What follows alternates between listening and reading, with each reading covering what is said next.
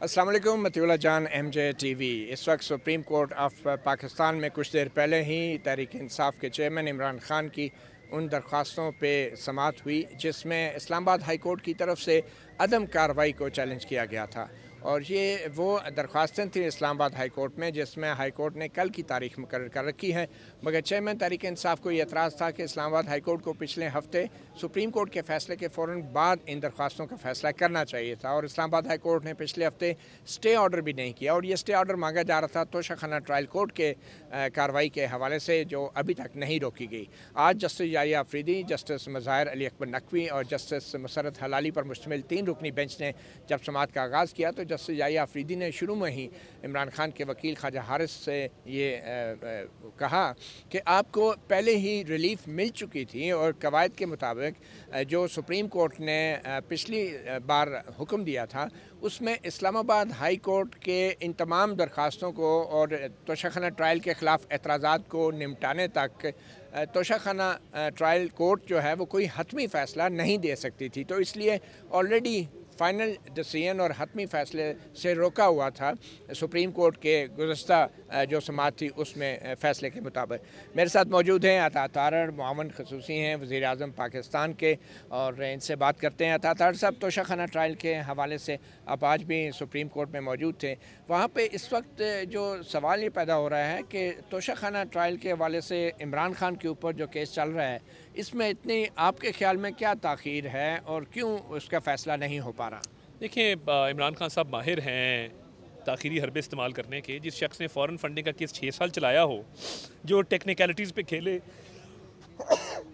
Excuse me, जो खान साहब याद कर रहे हैं। हाँ जी, मुझे लगता है हर वक्त करते रहते हैं, आजकल ट्वीट भी करते हैं मेरे बारे में। देखिए, बात यह है, आप टेक्निकलिटीज़ पे खेलें, दायरा इख्तियार को चैलेंज करें, लिमिटेशन पीरियड की बात करें, मेरिट पे ना आए कि मैंने ये तहफ़ लिए नहीं लिए, डिक्लेयर किए नहीं किए, अगर बेचा तो कहाँ बेचा, अगर रकम आई तो वो किस अकाउंट में आई। वो बैंक अल-फ्लाह का अकाउंट बताया वली ज़फ़र साहब ने, क्योंकि चोरी साबित है, चोरी की है। वो मेरिट्स पे केस को आर्ग्यू नहीं करवाना चाहते किसी भी सूरत। फ़र्क सिर्फ इतना है कि मियाँ नवाज शरीफ का केस था पनामा का, तो उसके अंदर आपको याद होगा कि मॉनिटरिंग जज और सुपरवाइजरी जज का पहली दफ़ा कॉन्सेप्ट सुना कि ट्रायल को सुपरवाइज और मॉनिटर करने के लिए सुप्रीम कोर्ट के एक आला तरीन जज साहब बैठे थे, जिनका ये 1 कॉन्स्टिट्यूशन एवेन्यू में भी खासा स्टेक है। आप जानते हैं, इस्लामाबाद में आप रहते हैं। हमारे केस में तो सुप्रीम कोर्ट खुद सुपरवाइज करे, इनके केस में चीफ जस्टिस की अदालत में को हाथ खड़ा करे कि सर हमारी बात सुने, उनकी बात सुनी जाए, उसके बाद उनका केस ट्रायल के दौरान 2 मरतबा सुप्रीम कोर्ट में फिक्स हो। मेरे नज़दीक की हेयरिंग नहीं होनी चाहिए थी। ये अगर आपकी, मेरी, बूटे की, बशीर की अगर दरख्वास्त होती तो क्या नंबर लगता? क्या ट्रायल के दौरान 2 मरतबा सुप्रीम कोर्ट उसको टेकअप करती? तो मैं समझता हूँ कि ये लाडले के साथ अभी भी लाडलापन किया जा रहा है। वरना इस्लामाबाद हाई कोर्ट में आपकी दरखास्तें पेंडिंग हैं, ट्रायल से आप भागना चाहते हैं, ट्रायल का आप डिले करते हैं, लिस्ट ऑफ विटनेसेस आज देनी थी, नहीं दी है। तो फ़र्क सिर्फ इतना है कि इनको कोई ना कोई उम्मीद इधर से सफ़ेद इमारत से है कि हमारा या ट्रायल रुक जाएगा या हमें कोई फेवरेबल ऑर्डर मिल जाएगा। इनको सफ़ेद से है, आपको काली इमारत से है, सबको किसी न कहीं ना कहीं से तो उम्मीदें हैं। अब ये बताएं कि तोशाखाना ट्रायल में कल 342 का बयान देते हुए इमरान खान ने कहा कि उनके जो मिलिट्री सेक्रेटरी हैं, उस वक्त ब्रिगेडियर थे और अब मेजर जनरल हैं वसीम शायद, तो वो ये तहफ़ उनके ज़रिए वो बेचते रहे हैं और सेल करते रहे। तो बतौर वकील आप नहीं समझते कि ब्रिगेडियर साहब जो उस वक्त MS से अब मेजर जनरल साहब हैं, उनकी गवाही भी बड़ी अहम है? आपका क्या राय है? वैसे तो इमरान खान उनको अपने गवाहों की फहरिस्त में नहीं डाल रहे, क्या आप उनको चाहेंगे कि जो इलेक्शन कमीशन है या जो कोर्ट है वो ब्रिगेडियर साहब को, मेजर जनरल साहब को तलब करे, या होना चाहिए, उनकी गवाही अहम है या नहीं है? देखिए, बात यह है, मैंने मुँह नहीं धोया, टैंकी में पानी नहीं था, मैं नहाया नहीं, गीज़र में पानी गर्म नहीं आ रहा था। तो आप हुकूमत तो आपकी है ना? मैंने होमवर्क किया था, वो कुत्ता खा गया।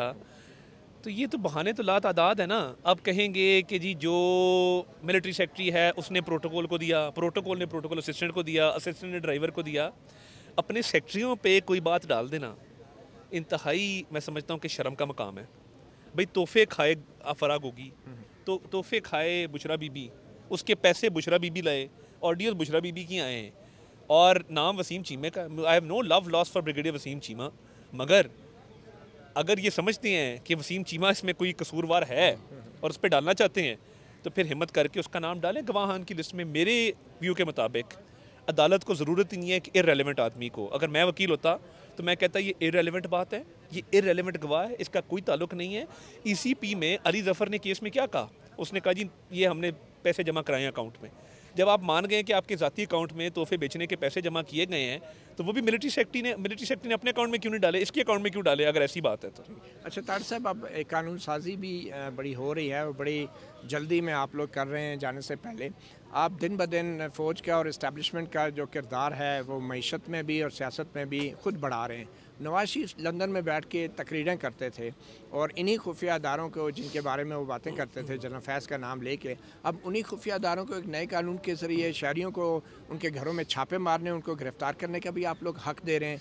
तो आप लोगों को थोड़ा सा कोई एहसास नहीं हुआ कि आप क्या करने जा रहे हैं अब, और आने वाले वक्तों में क्या हालात पैदा हो सकते हैं ख़ुद आपके अपने लिए?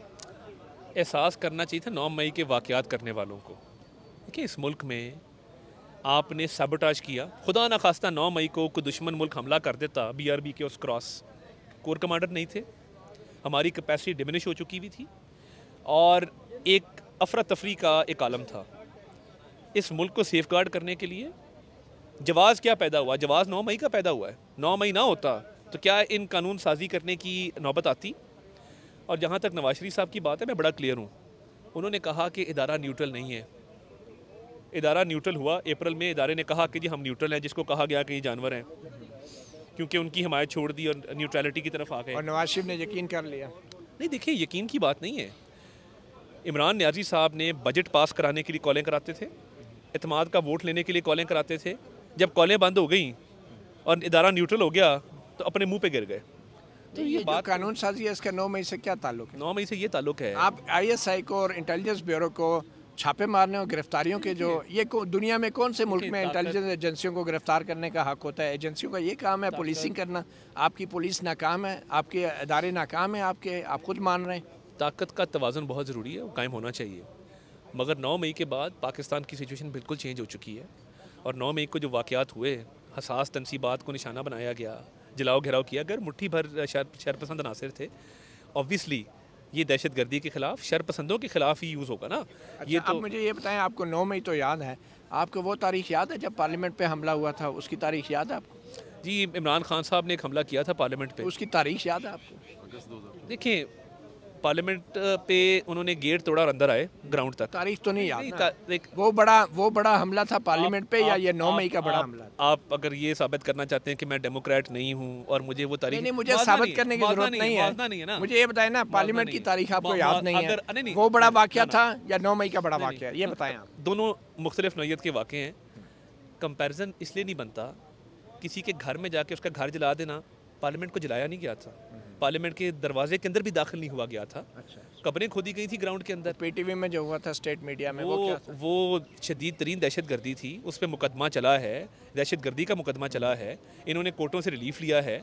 तो वो मुकदमे में अगर कोई सरकार की तरफ से कमी रह गई हो तो मैं उसको कबूल भी करूँगा। अच्छा, आप ये बताएं, आपने एजेंसियों को गिरफ्तारी और छापों का हक तो दे दिया, अब क्या इन एजेंसियों के खिलाफ हाई कोर्ट में रिट दरख्वास्तें भी दायर हो सकेंगी, और क्या एजेंसी के जो नुमाइंदे हैं या अफसरान हैं उनको अदालतों में तलब किया जा सकेगा? देखिए, जहाँ तक ताल्लुक़ तलब करने का है तो इस्लामाबाद हाई कोर्ट या लाहौर हाई कोर्ट या पेशावर हाई कोर्ट या सिंध हाई कोर्ट ऑलरेडी ये मुकदमात वहाँ पे चलते हैं, क्यों नहीं चलते?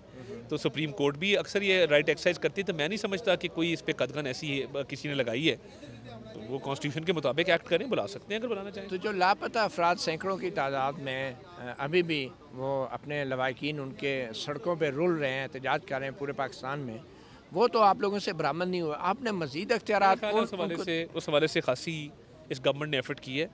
इस्लामाबाद हाई कोर्ट ने भी मामला टेकअप किया था। मुझे इसमें बड़ी उम्मीद है कि इंशाल्लाह शायद जाने से पहले कोई मामला किसी हल की तरफ लग जाए। ये इस कानून को लाने का मतलब ये भी है कि लापता अफराद को भी रिहा किया जा सकता है?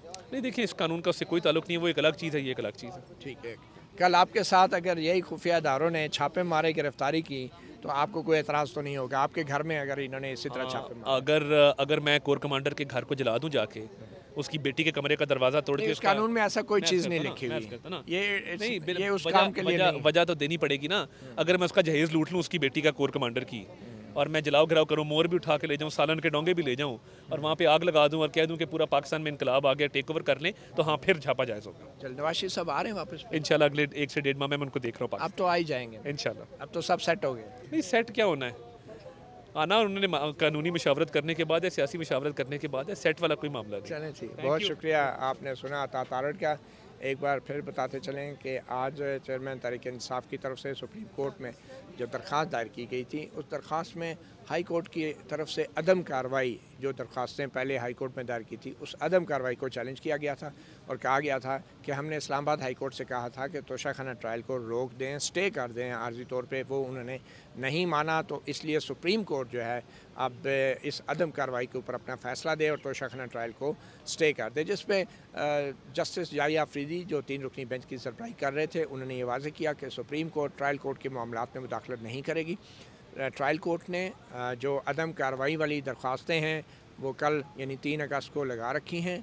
हम उनको एक वक्त देते हैं, एक टाइम देते हैं और कल भी अगर कुछ नहीं होता तो फिर परसों यानी 4 अगस्त के लिए सुप्रीम कोर्ट ने अब नोटिस जारी कर दिए हैं चेयरमैन तहरीक इंसाफ की इन दरख्वास्तों पे। तो कल देखना है कि इस्लामाबाद हाई कोर्ट में जो दरख्वास्तें लगी हैं कल के लिए, क्या उन पे तोशाखाना ट्रायल को रोका जा सकता है या नहीं, और क्या ख़ास तौर पे वो जो शिकायत थी तोशाखाना ट्रायल कोर्ट के जज हुमायूं दिलावर के ख़िलाफ़ कि उन्होंने एक सोशल मीडिया पोस्टें कुछ की थी मतनाज़ा, जो कि PTI के शदीद ख़िलाफ़ थी 2014-15 में, तो उसके हवाले से जो फॉरेंसिक के लिए मामलात भेजे गए थे, कल तक अगर वो फॉरेंसिक रिपोर्ट भी इस्लामाबाद हाई कोर्ट में आ जाती है तो इस बात का भी इम्कान है कि जज हुमायूं दिलावर जो हैं उनके मुस्तकबिल के बारे में भी कोई फ़ैसला हो।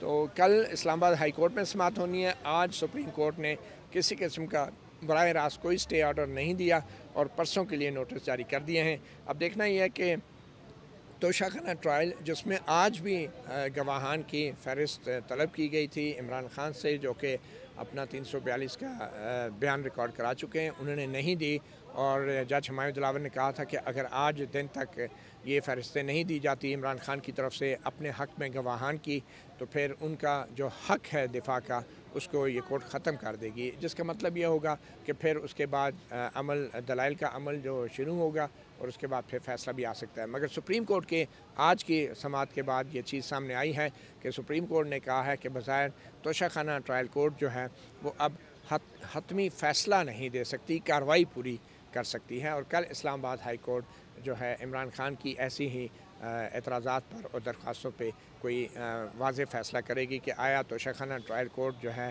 वो अपनी समाअत जारी रख सकती है या उसको रोकेगी जब तक तोशाखाना ट्रायल कोर्ट के दायरा कार, दायरा इख्तियार और फिर जज हुमायूं दिलावर पे एतराज़ात का फ़ैसला नहीं होता। मतीउल्लाह जान, MJ TV से इतना ही, इजाज़त दीजिए, अल्लाह हाफ़िज़।